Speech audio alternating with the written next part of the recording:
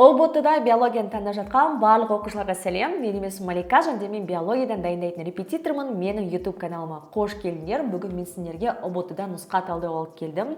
Надеюсь, барлықтарына пайдалы болады. Сонымен кеттік. Өздерің білетіндей, біздің ұбт-ымыз 5 пәннен тұрады. Соның ішінде 2 бейіндік пән бар, оның біреуі биология болуы мүмкін. Егер де сендер биохим таңдасыңдар, немесе биогео таңдасыңдар, комментарийға қандай пән таңдайтындарны және қандай мамандық таңдайтындарын жазып кетсеңдер болады. Так вот, ұбт дегеніміз на самом деле қатты қиын тест емес. Ол жақта бізде заранее барлығы уже белгілі, қандай бөлімдерден сұрақ келетіні және де ол бөлімдердің сұрақтары қандай кітаптармен жазылатыны белгілі. Ең бастысы мектеп оқушысына ұбт-ны сәтті тапсыру үшін өте күшті биологиялық түсінік қажет. Биологиялық түсінік тақырыпты түсініп оқығанда ғана пайда болады.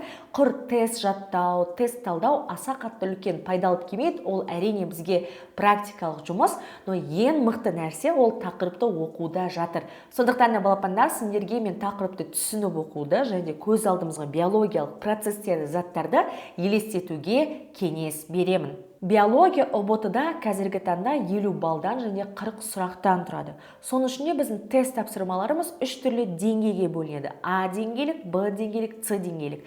Яғни қиындықтарына байланысты. Егер де сендер дайын болсыңдар, көп сөзді қойып, давайте тест талдауымызды бастайық. Бірінші сұрақ. Пируваттың формуласы дейді. Пируват дегеннің екінші атауы бізде пирожизм қышқылы. Және де оның формуласы бізде С3H4O3 болып табылады. Балапандар, пируват дегенді қайдан естідік, қайдан оқыдық деп ойласаңдар, пируват бізде Кребс циклы кезінде қолданылады. Ол гликолиз процесі кезінде бізде глюкозаның бір молекуласының ыдырауынан 2 пируват түзіледі. Дальше пируват бізде Кребс циклына қатысады. Яғни, егер де біздің организміміз аэробтық тыныс алатын болса, дальше пируват митохондриямен қатынаста болады. Егер де ол анаэробты тыныс алатын болса, организмнің пируваты дальше бізде С3H6O3 деген малатқа, яғни сүт қышқылына дейін ыдырайды да, бұны бізде басқаша ашу процесі деп атайды. Келесі сұрақ бізде транскрипцияның старттық белгісі. Осы жақта көп оқушылар қателесіп, АУГ-ны белгілеп қойғысы келеді. Бірақ та балапандар, сұрақта бізде трансляцияны сұрап жатқан жоқ қой, ал именно транскрипцияны сұрап жатыр. Транскрипция бізде ядроның ішінде жүреді, және де ДНК-дан информацияны РНК-ға көшіру деген сөз. Және оның старттық белгісі тата-бокс немесе тата-кодондары. Мұнан қараңдар, мына бір суретте бізде тата деген жерді көріп тұрсыңдар, я? Бізде промотор және де терминатор деген бар. Мынау бізде ДНК, яғни ДНК-ның көшірілетін басы промотор, аяқ жағы терминатор деп аталады. Осы промотор жеріне бізге РНК полимераза келеді, и өзінің кодондарын көшіруді именно тата бокстан бастайды. Тимен, аденин кодтардың желісінен.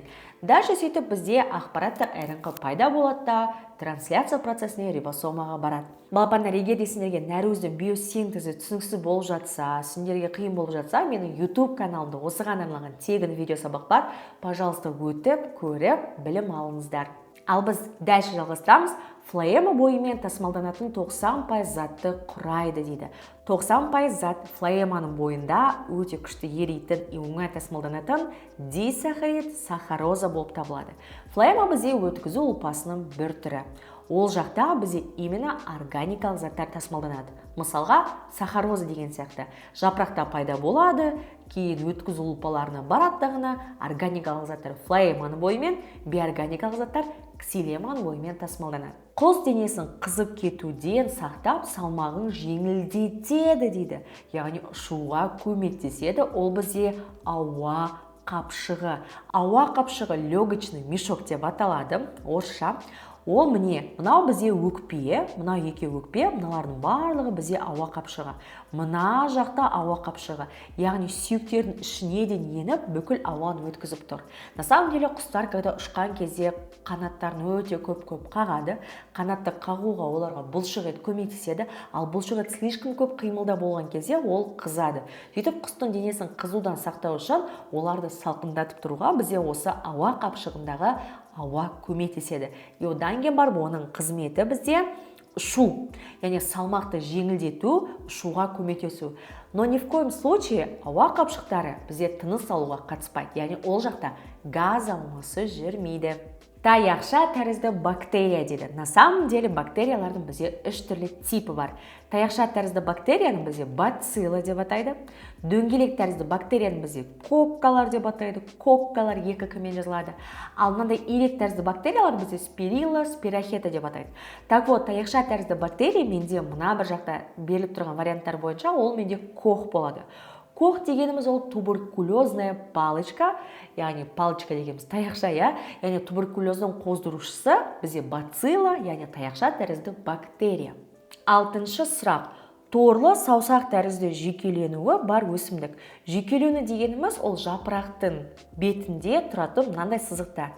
И торлы саусақ тәрізді жүйкелену менде Канада үйеңкісіне тән. Яғни Канаданың туын көз алдыларына елестетіңдер. И осы жапыраққа қарайтын болсақ, на самом деле увеличить етіп қарайтын болсындар, саусақ салалы мынандай өте үлкен жүйелерін өздерін көріп тұрсыңдар. Міне 1, 2, 3, 4, 5. И олардың арасын қосатын кішкентай мынандай жүйелер болады. Немесе оларды жүйкелер деп те атасақ болады. Сондықтан торлы саусақ тәрізді жүйкелену бізде Канада үйеңкісіне тән. Әрбір жапырағының бетінде өзіндік жүйкелену типі болады. Және де сол жүйкелердің ішінде бізде өткізу ұлпалары ксилема мен флоема орналасқан. Нәруыз денатурациясы температура неше градусқа жеткенде басталады дейді. Біз бәріміз білеміз, нәруіздің конформациясын өзгертетін зат ол температура екен. Сәулелену немесе қыздыру екен. Так вот, қанша градустан бастап дейді, денатурация бізде іске асады. Жауабы 60 градустан бастап.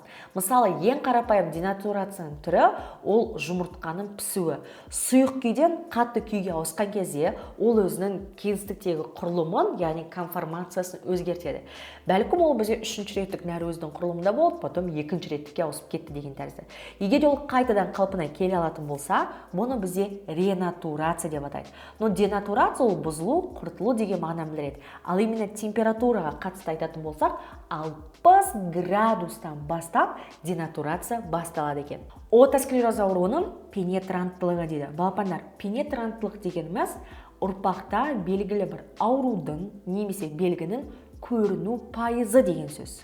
И отосклероз дегеніміз ол бізде туғаннан бастап керендік ауру деген сөз. И ол ұрпақтан ұрпаққа 40% көлемінде көрінеді екен. Бұны бізде генеалогиялық әдіс бойынша анықтайды. И мына ұрпақта мынандай ауру болды, келесі ұрпақта ол осылай көріну мүмкін деген тәрізді болжамдарды жасайды. Қарағай ағашының хромосома саны. Біз бәріміз білеміз, адамның хромосома саны 46 екенін. Но ұмытпайық, что қалған организмдерде ядро бар екен, оларда да хромосома ДНК бар екен. И биолог ретінде біз ол заттарды білуіміз керек. Биологияны өздерін тыңдадыңдар. Теперь живите с этим. Бұның бәрі сендерге жаттау керек. И қарағай ағашының хромосома саны 24. Негізінде біздің оқушыларға генетика сабағында осындай кесте беріледі. Бұл өте пайдалы кесте. Арнайы сендер үшін алып келдім. Өтінемін, скриншот жасап алып, міндетті түрде жазыңыздар. Құр скриншоттап қоймаңыздар, а именно жазыңыздар. Сол кезде естеріңізде сақтайсыздар. Осы кестеге назар аударсаңдар, міне адамның хромосома саны 46, қарағайдікі 24, кептерлердікі 80, иттікі 78 екенін енді көріп тұрсыңдар. Келесі сұрақ. Суретте берілген құрылымның негізгі атқаратын қызметі дейді. Суретте біз нені көріп тұрмыз? Суретте біз сендермен бактериофагты көріп тұрмыз. Бактериофаг дегеніміз бактериялар жоятын, зақымдайтын вирустардың тобы. Сондықтан бұл тестте біз А вариантын белгілейміз. На самом деле, балапандар, тест, ОБТ, база, ол 1000 рет өзгеру мүмкін. Тестті құрастыратын адам, басшылық да өзгеру мүмкін. Но биология ешқашан өзгермейді. Бактериофаг ретінде қылады. Нәруіздің сатылары 2 болып қалады, адамның хромосомасынан өзгермейді. Яғни егер де сендер биологиядан жоғары бал алғыларың келсе, сендер теорияны мықтылап оқу керексіңдер. Теорияны мықтылап оқу үшін сендер биологиядағы бүкіл терминдердің мағынасын білу керексіңдер. Процесстерді көз алдыларына елестету керексіңдер. Егер де сендерге ол нәрсе қиын болса, кітапта жазылған сөз түсінбесіңдер, сендерде осындай YouTube каналдар бар, Google бар, Яндекс бар, ChatGPT бар. Білмеген затты жазсаңдар, суретін, видеосын шығарып береді. Яғни мен айтқым келгені, биологияның құндылығы оны түсінуінде. Так что түсінуге барлығымыз тырысайық. Келесі сұрақ. Морфофизиологиялық регресс дейді. Бұл енді бізде эволюция тарауынан алынған сұрақ. Давайте мен сіздерге бір кеңес беремін. Кез келген биологиялық терминдерді түсіну үшін олардың түбірімен жалғауына немесе қосылған сөздеріне назар аудару керексіздер. Мына бізде морфофизиологиялық регресс деп тұр. Морфо ішкі сыртқы белгілері деген сөз, өсімдіктің любой жануардың, и физиологиялық оның денесіндегі процесстер деген сөз. Яғни денесіндегі бүкіл процесстер және оның сыртқы ішкі белгісі өзгеріп қарапайымданады деген сөз. Яғни регресс болып кетті деген сөз бар ғой, прогресс деген бар, регресс деген бар, яғни кейін артқа шегіну деген сөз. Эволюцияда бұл бізде дегенерация деп аталады. Мысалға, дегенерацияға ұшыраған кейбір жануарлар бар.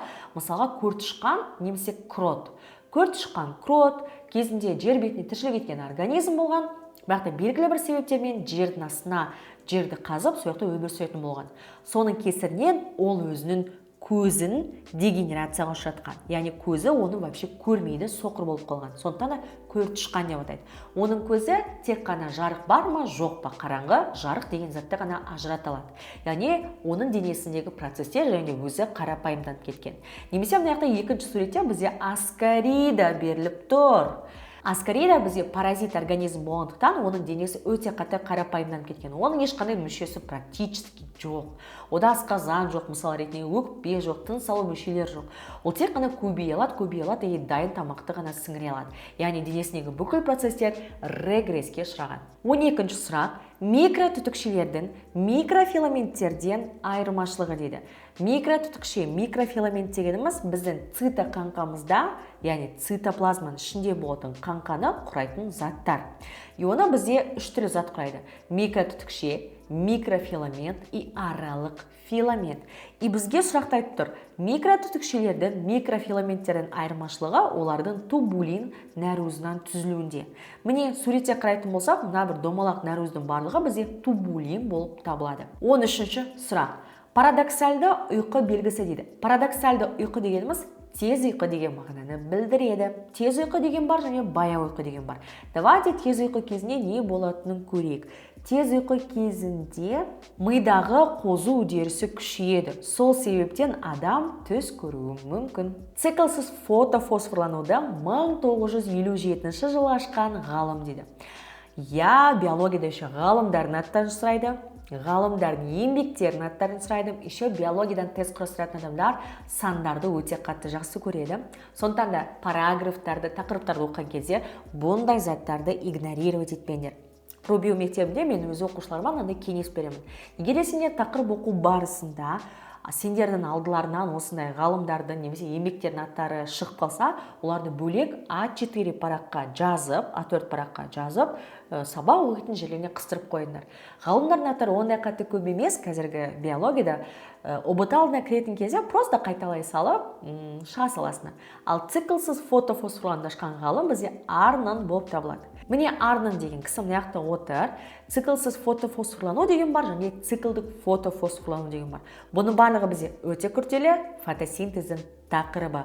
Бұл тақырып грант ұбытысында бағанағы біз деңгейлерге бөлген сұрақтар болды ғой. С деңгейлік сұрақ болып келеді.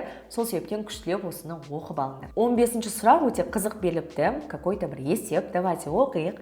Тыныс алу көлемі 450 см куб. Орта есеппен 1 минутта 18 рет тыныс алу қозғалысын жасайтын болса, жасөспірім өкпесі арқылы өтетін ауаны мөлшері дейді.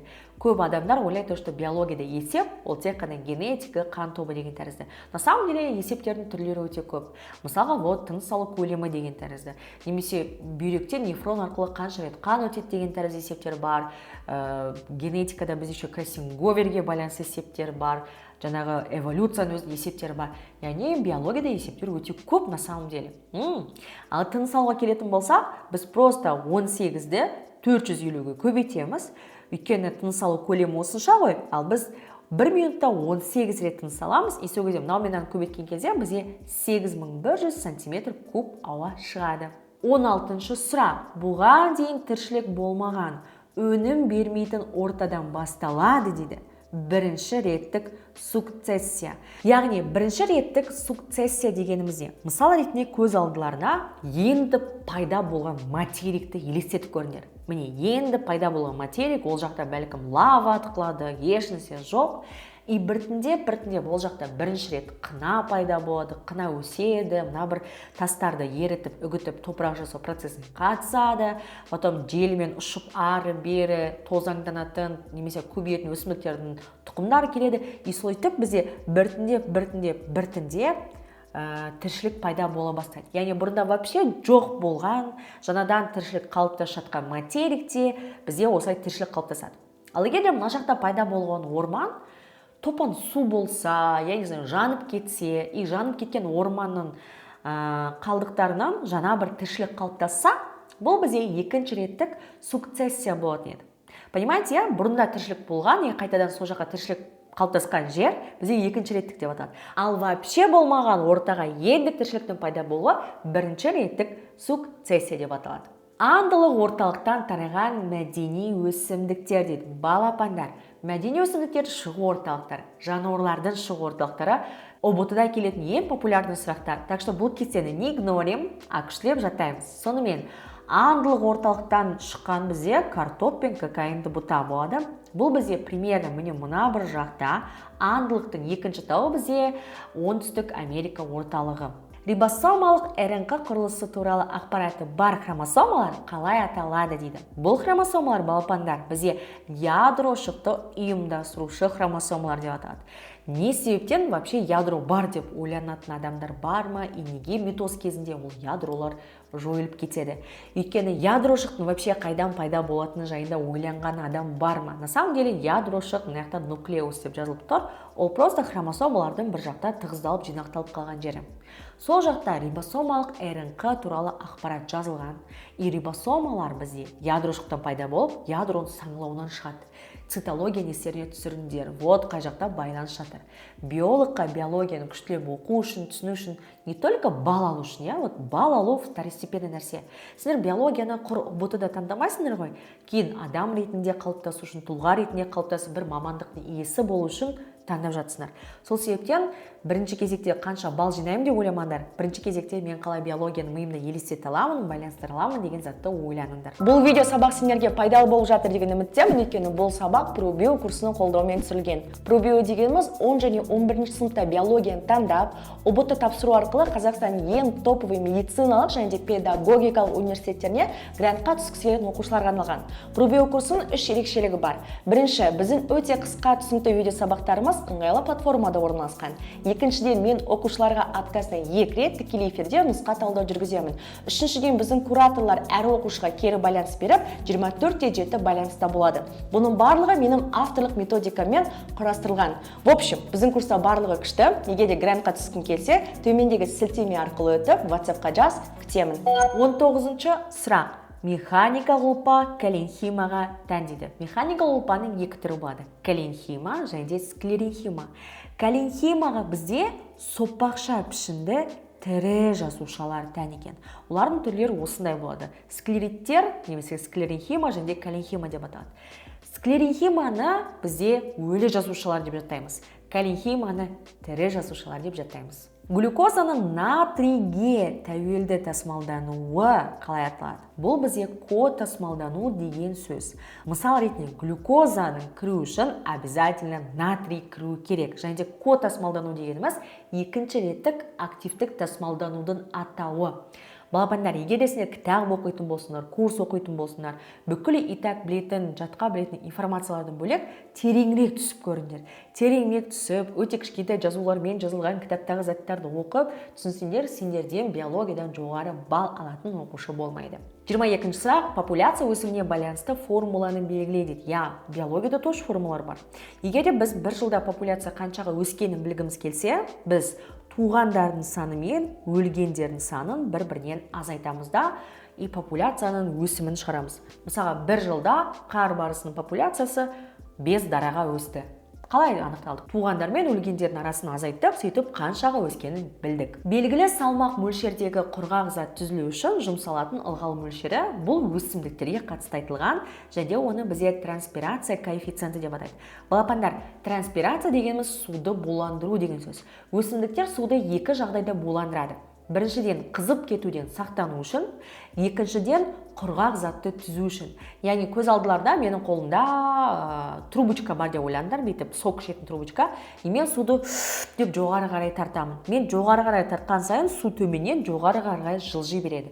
Өсімдіктерге транспирация дәл сондай процесс. Егер де олар судың жоғары қарай қимылдағанын қаласа, оларда мынандай жүрек тәрізді мотор жоқ, қандары бері айдайтын. Олар постоянно транспирация жасайтын. Транспирация жасап суды буландырған сайын оларда су жоғары қарай жылжи береді. Суды сіңірген өсімдіктер фотосинтез жасау арқылы өздеріне масса түзе алады, органикалық заттар түзе алады. Міне осының барлығы осылай бір-бірімен байланысты.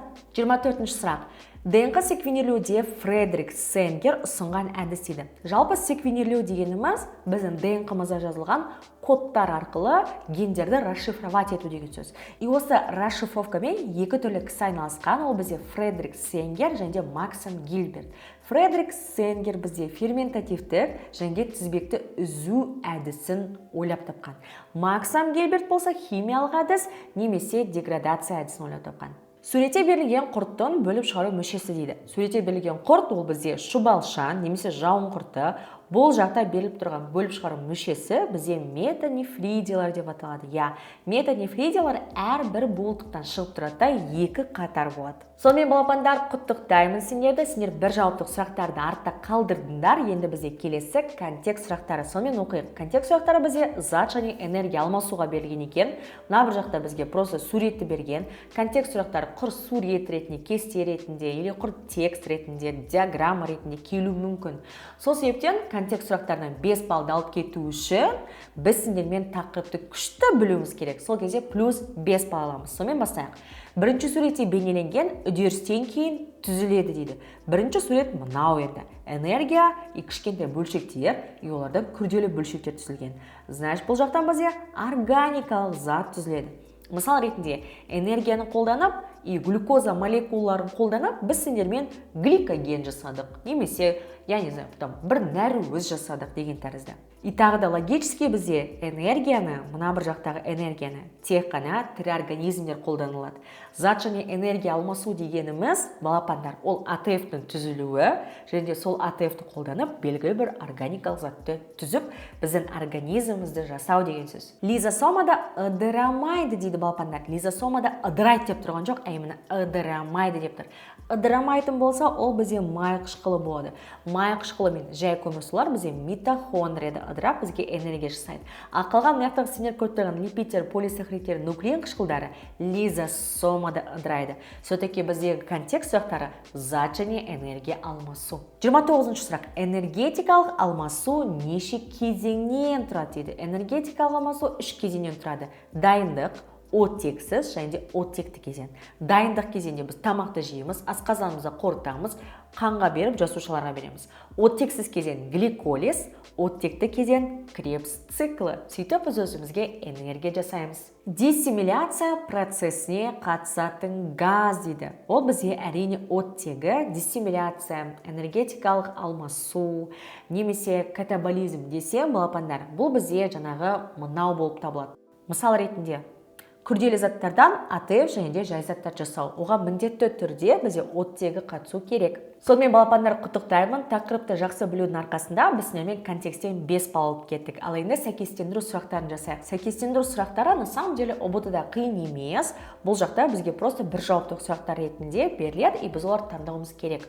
Просто бір сұрақтың екі түрлі вариантын беру мүмкін. Мысал ретінде, бұлшықетті жиырылуына байланысты сәйкестендір дейді.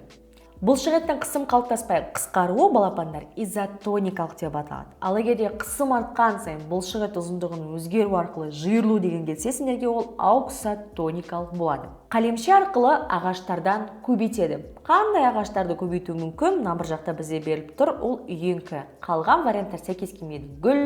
Гүл, вообще шөп. Сәндік үшін өсірілетін көп жылдық гүлдерден көбейтеді дейді. Көп жылдық гүл болатын болса, балапандар, бұл бізде қалампыр болады. Яғни сәйкестендіру сұрақтары на самом деле оңай, варианттары бірдей, сұрақтары әртүрлі, и просто бал ала бересіңдер. Нәруыз биосинтезінің процестерін сәйкестендіріңіз дейді. Транскриптон аяқ жағы, ол бізде терминатор бағанағына өттік. Нәруіз синтезінің өзі ол бізде элонгация болып табылады. инициация, элонгация, терминация деген 3 түрлі саты бар. 34-ші сұрақ, фотосинтездің жарық және қараңғы саты процестерін сәйкестендіріңіз дейді. Бұл үші күрделеу. Фотофосфорлану жарық энергиясы есебінен АДФ-тен АТФ-ті синтездеу. NADF коферменті. На самом деле коферменттер бізде катализаторлар болып табылады, сондықтан мына бір вариантты смело белгілей беруге болады. Тотығу тотықсыздану процестерін жылдамдататын табиғаты нәруз емес биокатализатор. Никотин, амид, аденин, динуклеотид. Адамның тістері саны сәйкестендіріңіз дейді. Күрек тістерінің бір жақтағы саны, яғни төменгі жақ немесе жоғарғы жақ. Бір жақтағы күрек тістерінің саны 4 болып табылады. 4. Үлкен азу тістерінің бір жақтағы саны дейді. Үлкен азу тістерінің бір жақтағы саны 6 болып табылады. 36-шы сұрақ, біз уже сендермен көз жауаптық сұрақтарға көшіп бара жатырмыз, сонымен мұқият болыңдар. Сыртқы сигналдардың мембранадағы рецепторлармен әрекеттесуінің жүйелері дейді. Бізде бұл координация тарауынан алынған сұрақ, сигналдардың бірінші реттік берілуі бар және екінші реттік берілуі бар. Ал егер де сыртқы сигналдардың мембранадағы рецепторлармен әрекеттесу жүйелері десе, ол бізде кальций плюс 2 мессенджер жүйесі болады, аденила циклаза болады. Ең соңғысы бізде инозитол трифосфат жүйесі болып табылады. Балапандар, биология дегеніміз ол просто жүректің құрылысы, жапырақтың құрылысы емес, на самом деле ол өте күрделі болатын биохимиялық процестер. Егер де сендер биологияны таңдап, күрделі заттарды жаттауға дайын болмасаңдар, биология сендердікі емес. Мейоз 1, профаза 1 кезінде болатын процестер дейді. Бұл кезде бізден мамамыздан, папамыздан берілетін қасиеттер орын алады, және де оны бізде конъюгация мен кроссинговер деп атайды. Яғни хромосомалардың бір-біріне жақында өрілуі және де гендерін бір-бірімен алмастыру деген сөз. 38-ші сұрақ, цитологияда жашының химиялық құрамынан алынған екен. Давайте бастан бастап оқиық. Инулин 1,2 гликолиздік байланыстармен байланысқан фруктозаның қалдықтарынан құралады. Бұл полисахарид қандай өсімдіктерде болады деді? Бұл инулин дейтін полисахарид, ол бізде болады бүрігүлде, нарғызгүл тамырында және де бақбақтың тамырында. Кейде оқушылар болады бізде ботаниканы қатты жек көретін, өсімдіктер жаттағысы келмейтін. Но өсімдіктерден біз көптеген пайдалы заттарды аламыз, сондықтан да оларды жек көрмеңдер. Міне инулиннің түрі осындай. Бұл не үшін қажет десеңдер, көбінесе адамдар өздерінің іші қатып қалған кезде, ішкі микрофлорасын дұрыстағысы келген кезде, үлкен дәретін дұрыстағысы келген кезде осы инулинді ішеді. 39-ші сұрақ бізде генетикалық есепке беріліпті. ОБТ-да міндетті түрде бір генетикалық есеп келеді. Ол бізге дигибридтік будандастыруға беріпті. Давайте сұрақты оқиық. Генотиптері үлкен А, кіші А, үлкен Б, кіші Б, және де үлкен А, кішкентай А, кішкентай Б, кішкентай Б болатын ағзаларды будандастырғанда F1-де шықпайтын ұрпақтар дейді. Хорошо, бізге пинет торы қажет. Біз мұнда пинет торын сызамыз, және қазір өзіміздің ағзаларымыздағы генотиптерді орналастыратын боламыз. Күштілер болса пинет торын сызып алыңдар, менімен бірге есепті шығаруға ыңғайлы болу үшін. Бірінші біздің ұрпағымыз мынау. Бұндай гетерозиготалы дигетерозиготалы екі белгісі бар организм 4 түрлі гаметаға ажырайды. Ол бізде үлкен А мен үлкен Б, үлкен А мен кішкентай Б, кішкентай А мен үлкен В, және кішкентай А мен кішкентай В. Болды. Бұлай айтқанда бұл жақтан басқа гендердің комбинациясы шықпайды. Олар бір-біріне ұқсамайтындай болу керек. Екінші генотипке қарайтын болсақ, бізде екі-ақ түрлі геннің комбинациясы шығады. Ол бізде үлкен А мен кішкентай В, кішкентай А мен үлкен В. Енді барлығын бір-бірімен будандастырамыз. Сонымен біз өзіміздің ұрпақтарымызды алдық, ал енді қандай генотип жоқ екенін қарайық. Давайте бірден бастап тексереміз. Үлкен А, кішкентай А, үлкен В, үлкен В. Бұндай генотип бізде бар ма? Бұндай генотип бізде жоқ. Сондықтан осы вариантты белгілейміз. Бізге шықпайтын ұрпақтарды белгіленіп тұр. Үлкен В мына жақта жоқ. Сондықтан екі үлкен В болуы мүмкін емес. Келесі, мынандай бізде ұрпақ бар ма? Бар. Мынандай екі үлкен А, екі кішкентай В kesетін ұрпақ бар ма? Міне мына бір жақта бар. Бар. Екі кішкентай А, үлкен В kesетін бар ма? Міне мына жақта бар. Екі үлкен А, бір үлкен В, кішкентай В бар. Бір үлкен А, бір кішкентай А, екі кішкентай В бар. Сондықтан мына ұрпақтың бәрі бар, тек қана мынау жоқ. В принципе, логично болған, өйткені екі үлкен В бізде жоқ. Но сонда да генетикалық есеп келген кезде, пожалуйста, пинет торына қолданасыз ба или басқаша шығару жолдарыңыз бар ма? Міндетті түрде қағазға жазыңыздар. Ойша шығаратын болсаңыз, сандардан, әріптерден қателесіп кетесіз. Ең соңғы осы тест талдаудың сұрағы бізде фазикалық бұлшықеттерге тән, яғни жылдам жиырылатын бұлшықеттердің жиырылу механизмі тақырыбынан алынған. Фазикалық бұлшықеттер жылдам жиырылғандықтан, олардың импульс өткізу жылдамдығы 80-40 метр секундқа. Оларды кейде ақ бұлшықеттер деп атайды, өйткені миоглобині құрамында аз, және тез шаршайды, өйткені ауыр жұмысқа арналмаған. Балапандар, тест талдауымызды аяқтадық. Сендерге пайдалы білім болды деген үміттемін. Ұнаса лайк басып, комментарий жазып, осы видеоны биологияны таңдайтын досына жібер, ол да көріп өзіне көп пайда алсын. Ал егер сендер дәл осылай тест талдаулар арқылы, осындай сабақтар арқылы, осындай мұғалім арқылы сабақ оқуларың келсе, сендерді ProBio онлайн мектебіне шақырамын. Пожалуйста, төмендегі сілтемелер арқылы өтіп, біздің онлайн курс жайында көбірек ақпарат біліңіздер. Всем пока!